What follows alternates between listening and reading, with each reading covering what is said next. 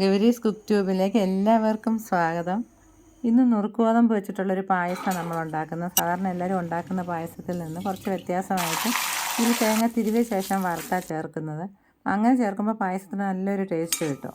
അപ്പോൾ ഇത് എളുപ്പം ചെയ്യാവുന്നതേ ഉള്ളൂ. എങ്ങനെ ഉണ്ടാക്കുന്നതെന്ന് നോക്കാം. 1 കപ്പ് നുറുക്കുഗോതമ്പ് നമ്മൾ എടുത്തിരിക്കുന്നത്. നന്നായിട്ട് കഴുകിയ ശേഷം കുക്കറിൽ വെച്ചിട്ട് വേവിച്ചെടുത്താൽ മതി. ഇതിൻ്റെ വെയിറ്റ് 200 ഗ്രാം ഉണ്ട്. കഴുകി എടുത്തിട്ടുണ്ട്. ഇനി കുക്കറിലേക്ക് മാറ്റാം. പായസം ഉണ്ടാക്കാൻ വലിയ 2 തേങ്ങയുടെ പാലാണ് എടുത്തിട്ടുള്ളത്. തനിപ്പാൽ മാറ്റി വെച്ചിട്ടുണ്ട്. ഇത് 2ാം പാല്. 3ാം പാൽ ചേർത്തിട്ടാണ് നമ്മൾ വേവിച്ചെടുക്കാൻ പോകുന്നത്. ഗോതമ്പ് അളന്ന അതേ കപ്പിൽ തന്നെ നമ്മൾ തേങ്ങയുടെ 3ാം പാൽ എടുത്ത് വെച്ചിട്ടുള്ളത് 2.5 കപ്പ് ഒഴിച്ച് വേണം വേവിച്ചെടുക്കേണ്ടത്.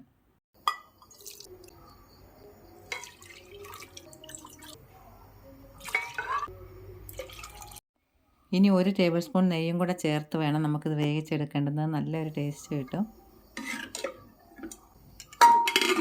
സ്റ്റീം വന്നിട്ടുണ്ട്. ഇനി വെയിറ്റ് വയ്ക്കാം.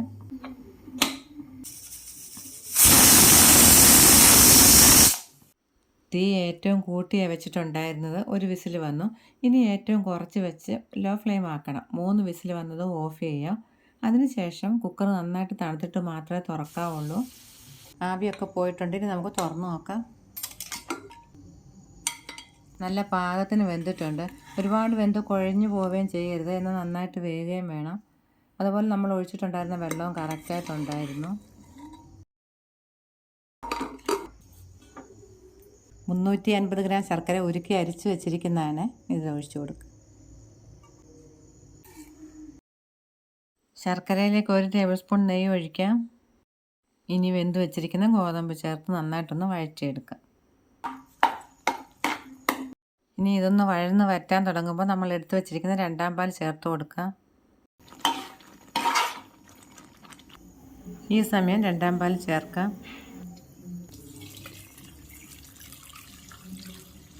ഇനി നന്നായിട്ടൊന്ന് ഇളക്കി യോജിപ്പിച്ച ശേഷം തിള വന്ന് കഴിയുമ്പോൾ തീ കുറച്ച് വയ്ക്കണം. നല്ല തിള വന്നിട്ടുണ്ട്. ഇനി തീ കുറച്ച് വയ്ക്കാം. മധുരം ബാലൻസ് ചെയ്യാൻ വേണ്ടി 1 നുള്ളി ഉപ്പ് ചേർക്കാം. ഇതിലേക്ക് ഏലക്കയുടെ അരി മാത്രമായിട്ട് പൊടിച്ചാണ് ചേർക്കുന്നത്.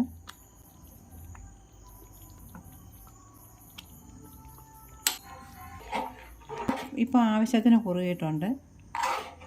ഇനി 1ാം പാൽ ഒഴിക്കാം.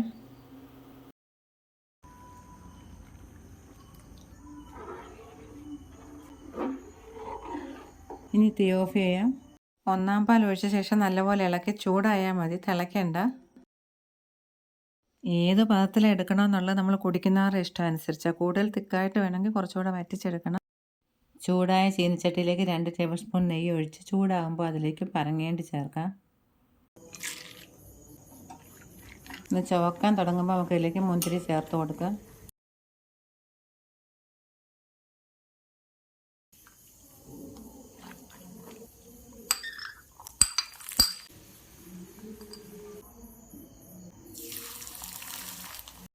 ചെറിയൊരു തേങ്ങയുടെ പകുതി ഭാഗം പൊടിയായിട്ട് തിരുവി എടുത്തിട്ടുണ്ട്. ഇത് ചെറിയ തീയിലിട്ട് ഗോൾഡൻ കളർ വരുന്നവരെ ഒന്ന് വറുത്തെടുക്കാം.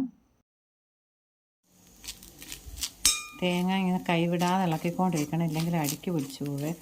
ഇരുമ്പ് ചീനിച്ചട്ടി ആയതുകൊണ്ട് തന്നെ ഈ കളർ വരുമ്പോൾ ഓഫ് ചെയ്യണം. ചട്ടിക്ക് നല്ല ചൂടുള്ളതുകൊണ്ട് ബാക്കി അതിലിരുന്ന് മൂത്തോളും.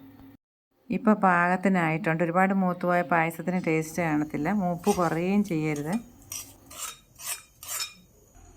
വീഡിയോ ഇഷ്ടമായെങ്കിൽ സപ്പോർട്ട് ചെയ്യണേ. എല്ലാവർക്കും പുതുവത്സര ആശംസകൾ നേരുന്നു. നന്ദി, നമസ്കാരം.